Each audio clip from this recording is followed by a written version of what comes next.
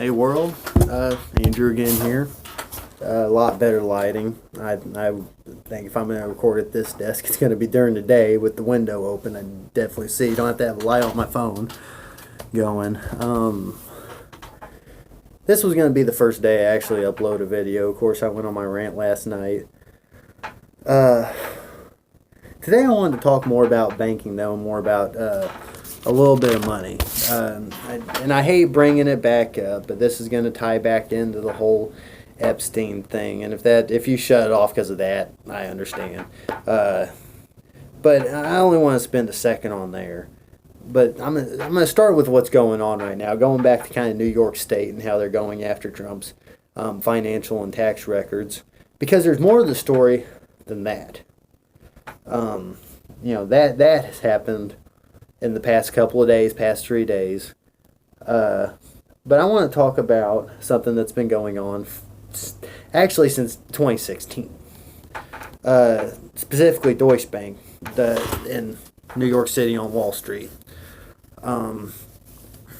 There's been there's been a group of whistleblowers, I guess, but one specific woman named Tammy McFadden who's been calling out on some stuff. 2016 and 2017, anti-laundering specialists at Deutsche Bank began sending reports to the executives of the bank and stuff, recommending that multiple transactions of Donald Trump and Jared Kushner need to be looked at, need to be looked over, investigated, and specifically reported to the Federal Financial Crimes Watchdog Unit as well. Several triggers were set off on these transactions with the bank itself. Basically, the bank just pushed it under the rug. Actually, in Tammy's case specifically, they took her off that division, looking at any of those accounts, and then subsequently fired her a month later. Maybe she was just trying to start a scandal. Who knows there? I'm not sure. But that's what's going on with Deutsche Bank specifically in that instance. Now tying back, I like talking about U.S. and American election issues that actually affect us. But I got to go across seas for a second over the Danske Bank, which is in, I believe actually it's just down the road from the Big Bear over in Russia, over in Moscow, if I remember right. There's a gentleman from the UK that was working there. And at some point, the transactions he was working on, he realized that many of them were looking very suspicious. Basically, what he was seeing was Russian dollars coming in from anonymous sources, and then they would convert them to U.S. dollars, send them out. These payments, though, were coming in every day for upwards of $20,000 at the least and going higher. By the time this whole scandal started coming to light, they had estimated somewhere around $200 billion to $600 billion, depending on how you wanted to inflate all of that. So he started scratching the surface on something. He reported it to his executives at the Danske Bank, which they swept it under the rug. Another account they had come across in his division started seeing the same thing, report it. Same thing happened. So he stopped reporting it because he started to see what was going on. By the time the end of it all happened, what he reported when he was on 60 Minutes with Steve Kroft, and actually Steve Kroft's last 60 Minutes piece he ever did, he said he ended up going 16 for 16 whenever uncovering these and looking at the transactions and specifically where they were coming from. Everything fraudulent. Money laundering at its best. I mean, flat out. Ended up leaving the bank. I think he resigned. I don't know if he was fired, left. Didn't want anything else to do with it until all this came to light. That was in 2013-ish. 2011, 2013, somewhere around in that range. Around the same time. Now, what Danske Bank was doing with the American dollar, sending out those American dollars to other American banks and other banks in general, banks in the UK, Europe, all over. For instance, in America, though, J.P. Morgan, Capital One, Deutsche Bank. There was a few others on the list. Those are, of course, the three biggest ones any of us are going to hear of. J.P. Morgan in 2013, they got their own red flags raised, and from all reports, just immediately cut off business there. They didn't like what was going on. I believe they reported stuff as well. Meanwhile, banks like Capital One and Deutsche Bank just swept it under the rug. And no kidding. And in the case of Deutsche Bank, 2016, 2017 was firing people who were even talking about this. We also all know that Deutsche Bank has been working with Trump and the Trump organization for years. And actually in the 90s and some other times when Trump was starting to struggle, Deutsche Bank continued to support him and continued to help him with loans. Buffalo Bills incident, Deutsche Bank was the one working with the loans for Donald to get that team when he, according to Michael Cohen, as wishy-washy as he might be, reportedly upped his assets over $4 billion, I think is what the report said. It might have been million, it might have been a typo, because not sure on that. But I've always wondered if this has ever tied in to the whole Epstein case. Because Epstein, as we also know, was also a prominent member that would use Deutsche Bank and some of these other banks such as to use for his traveling expenses and everything else. I want to talk about Prince Andrew for a second.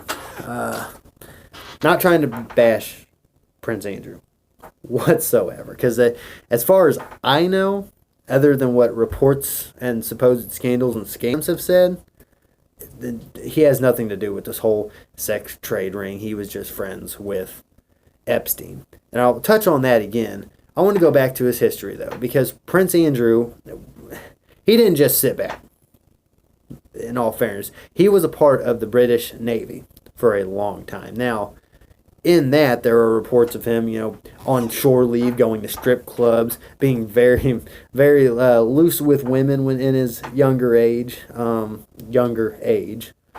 Him. Of course, he denies any allegations, and so does the Queen, and the Parliament's been denying and denying and denying. Basically saying, he's being guilted by association, which that is a very dangerous thing. That is happening. Again, they used to call him, though, Air Miles Andy. And the reason for this is he would travel on private jets everywhere.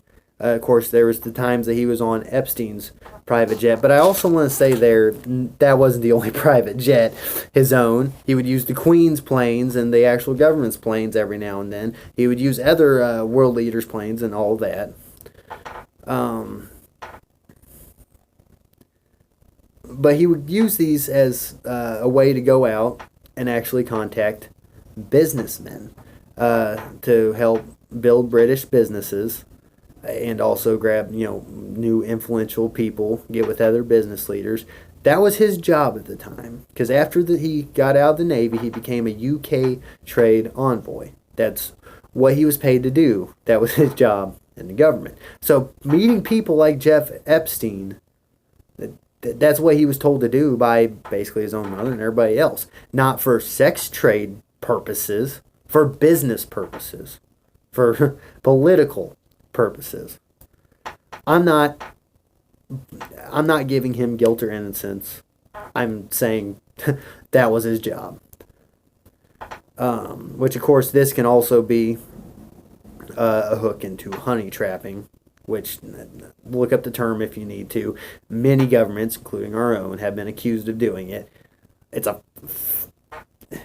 fairly successful technique, honey trapping. Failure rate fairly low. Here's what I'm wondering, though, coming back to our 2020 elections, because basically the rhetoric is that, Trump is tied into the Russians. He is tied into this whole sex trade ring. Did Epstein kill himself or did he die? I don't know. At this point, he's dead. I don't care about whether he killed himself or somebody killed him when it comes to that. and because it also seems like that's another thing that we're never going to know. There's new reports saying that the people heard screaming down the hall from his cell, but then again, he was also old, and the medical examiner admitted that people, even at his age, whenever you hang yourself, it can look like somebody strangled you. We might never know. But the point is, it's about still kind of what you believe and what you're held to. Because we know Trump has been in dirty business before. And what we do know right now, let's push back. Sharpiegate happened. Let's just go ahead and say trying to fire weather associated people for telling the truth and doing their job just because they disagreed with you based on fact and logic, that's legal. Giving out news that is not true, as in Alabama's going to be hit harder than anybody else, and completely making people, go to different parts of the country by that, especially when you're told to evacuate. There was probably people that already left Alabama as soon as he said that, maybe even stayed away and wasted their money leaving for nothing. And with more hurricanes coming up, they may move back, not have the money to try to leave state and get safe again, get hit and die. Very good possibility. All the obstructing of justice. Regardless of if this whole Russia witch hunt thing is real or not, Trump has shown over and over that he is willing to obstruct justice to put it away, regardless of truth or innocence. And obstruction of justice is a crime. Just the same with Corey Lewandowski last night being testified over and over, and several other members of Trump's campaign and, in association with him, who have straight up obstructed justice. The point is, where do we stand morally? Are we okay voting in somebody who has again and again and again proven that he is willing to bend the rules to get what he wants or to do what he thinks is right? Who again and again